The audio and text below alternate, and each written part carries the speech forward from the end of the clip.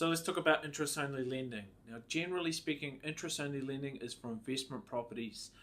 In New Zealand, most banks are not that keen on lending for your family home on interest only.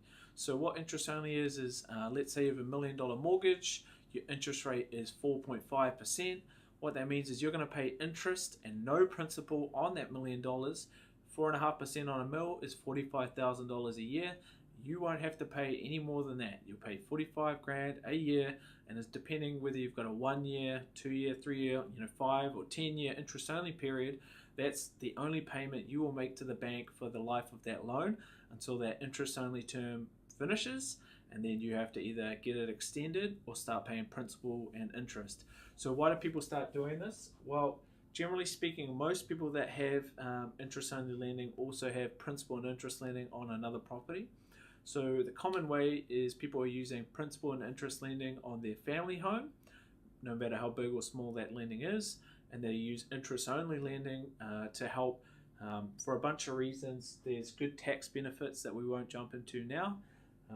The short-term setup, what people are trying to do is minimize their outgoings, so their cash flow is as strong as it can be considering the interest rates and having the extra debt, and increase borrowing power. So if you've got a bit of an extra surplus each month instead of a negative, some properties, especially in Auckland, are negatively geared unless they're on interest only lending.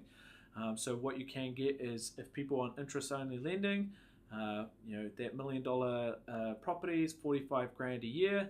Now, if people are getting $1,000 a week rental from that $1 million property, then there's a $5,000 surplus at the end of the year, and that might go towards rates and insurance, maybe if it's apartment, body corp.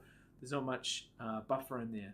And so that's why a lot of people need to use the interest-only lending. Otherwise, the investment properties are quite negatively geared and unaffordable. So interest-only lending, each of the different banks have different policy on the length that they will allow you to have that interest-only period. And there's different servicing calculations. Generally speaking, banks are looking to see whether you can afford the loan on principal and interest, and sometimes they're stress testing it on a much higher interest rate. So even if there's 3.95% interest rates for interest only, they might be testing at 6, 7, even 8% interest using principal and interest calculations over a 25 or 30 year period. So even if you think you can afford that 45 grand a year with the rent coming in, just be aware that your income is very important in determining whether you're going to be able to apply for interest-only lending. And it's also essential to understand the tax and ownership structures and obligations that go along with the interest-only lending. But why people do it on one property, especially if they still have debt on their family home, is you want to build up capital gains and equity in the property that's likely to have the best growth. Let's take your family home in Mount Wellington.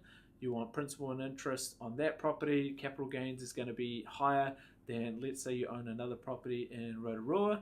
There'll be interest-only lending. Shift as much debt onto that property as you can. Get the tax advantages. Minimize your outgoings on that property, and focus on paying down the debt just on your family home.